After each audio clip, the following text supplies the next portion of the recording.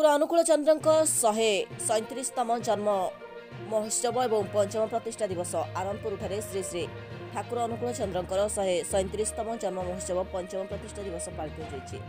आनंदपुर सत्संग विहार तत्वावधारक ऋतिक बलराम राउत संजनार डम्बुरुधर दास अध्यक्षतार आयोजित उत्सव में मुख्य अतिथि भाव देवघर पुरोधा विनायक महापात्र योगदान कर आज जुगरे सत्संग आवश्यकता विषय आलोकपात करते। सम्मानित अतिथि भाव श्रीधर सुंदर मिश्र मुख्य वक्ता भाव इंजीनियर प्रभाकर दास श्री श्री ठाकुर दिव्य दर्शन और जीवन उपर आलोचना। आनंदपुर सत्संग विहार सभापति प्रमुख बलराम राउत, संपादक नृसिंह चरण सेनापति, सत्संग प्रमुख मंगुली चरण साहू, निराकार राउत, गोपीनाथ महाराणा, वृंदावन मिश्र, महेश्वर पहाण, निराकार नायक, अलेक चंद्र चक्र, देवराज मिश्र प्रमुख योगदान करते। ଏହି ଉତ୍ସବରେ ସୂର୍ଯ୍ୟକାନ୍ତ ପାତ୍ର ପ୍ରାରମ୍ଭିକ ସୂଚନା ଏବଂ ଅତିଥି ପରିଚୟ ପ୍ରଦାନ କରିଥିବା ବେଳେ ରମାପ୍ରସାଦ ବେହେରା ଧନ୍ୟବାଦ ଅର୍ପଣ କରିଥିଲେ। ସତ୍ସଙ୍ଗ ଉତ୍ସବକୁ ଦେଓଗାଁ, ଗୌଡ଼ ବାହାଳି, ଉଚ୍ଚବାଲି, ପାଦିବିଲି, ଢିଙ୍କିଆ, କରଡ଼ାପାଳ, କାନପୁର, ଘସିପୁରା, ଆନନ୍ଦପୁର, ହାଡ଼ଡିହି, ମଦନପୁର, ଖଣ୍ଡିଦୋଳ, ନଛିପୁରା, ବାଙ୍ଗରା, କଟା, ପାହାଡ଼ପୁର, ପଥରପଦା, ଦାନ୍ତିଆ, ବରପଦା, ନୂଆଗାଁ, ଭୋଗାନଈ, हसनपुर आदि ग्रामर सत्संगी और सत्संग प्रेमी श्रद्धालु मैंने योगदान करते। कार्यक्रम को प्रशांत कुमार बेहरा, पीताम्बर साहू, अक्षय कुमार दास, जदुनाथ पट्टनायक, उमाचरण साहू, ब्रज किशोर साहू, बाबाजी चरण जेना, उद्धव चरण साहू, युधिष्ठिर पात्र, अक्षय कुमार बेहरा, अभय कुमार जेना, सनातन रणा, जलधर जेना, जीवरंजन नायक, प्रार्थी सारथी आचार्य, भागवती पाढ़ी, श्रीकांत पंडा, लक्ष्मीधर महाराणा प्रमुख कार्यक्रम परिचालन करते। मो ना दिवाकर स्वाई ठाकुर सहप्रतिनिधि आज आनंदपुर सत्संग विहार आनुकूल्य प्रतिवर्ष परी ए वर्ष श्री श्री ठाकुर अनुकूल चंद्र 137तम जन्म महामहोत्सव तथा पंचम उद्बोधनी उत्सव समारोह परिपालन करा जाउछि।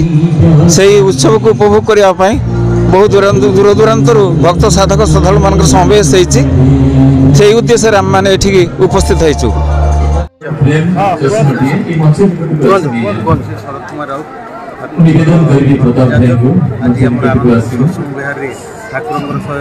जन्म महोत्सव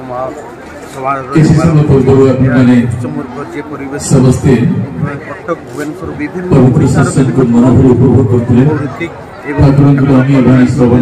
विनायक महापात्र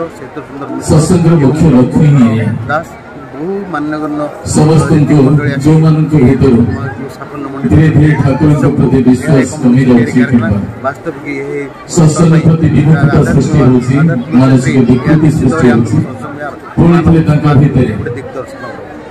प्रशांत कुमार बेहरा आनंदपुर सत्संग विहार आज परम प्रेम परम दयाल श्री श्री ठाकुर अनुकूल चंद्र 137तम जन्म महोत्सव एवं आनंदपुर सत्संग विहार पंचवार्षिक उद्बोधनी महोत्सव महासाडंबर परिपालन करा जाउछि। एही उत्सव रे ओडिशार विभिन्न जगार कटक भुवनेश्वर पुरी भद्रक बालेश्वर एवं केन्दुझर अनेक जगारू ठाकुरंकर अनेक सतीर्थ कर्मी गुरु भाई माँ माने एटी समवेत होइछन्ति। बहुत सुंदर भाव आज उद्बोधनी उत्सव को परिपालन करा जाउछि। साहू मु आसीछि एठी हमर ठाकुरंकर 137तम उद्बोधनी उत्सव होछि। हमर 2020 रे हमर उद्बोधनी उत्सव होइतिरा आउ होछि आचार्य देव आसीथिले इनागुरेशन करिथिले। आमे समस्त एठी के आसीछु ठाकुरंकर से अमिय आशीर्वाद पाइबा पई आउ से अमिय आशीर्वाद पाई के आमे भी सत्संग को आसी धन्य हेछु। बहुत एठी उपखंड अंचल रे माने प्रत्येक लोक आसी के बहुत धन्य हेछन्ति। बहुत संख्या रे मां भणी माने एठी जोग दैछन्ति। सुंदर भाव रे भजन कीर्तन आलोचना सब हेछि। हमर पूज्य विनायक दादा आउ श्रीधर दादा समस्त भी आसीचंती आउ सब सत्संग को साफल्यमंडित करचंती आ बहुत खुशी लागे। प्रतिवर्ष भले ए वर्ष भी आमे समस्त एमती आसिके उपभोग करूछु। मो ना अक्षय कुमार दास मु जने अध्यक्ष कर्मी। आज कोठी कोन अनुष्ठित होछि? आज आम आनंदपुर सत्संग मंदिर पंचम वार्षिकी स्मृति महोत्सव एवं ठाकुर अनुकूल चंद्र 137तम जन्म महामहोत्सव अति साडंबर परिपालित होगा जाउछि।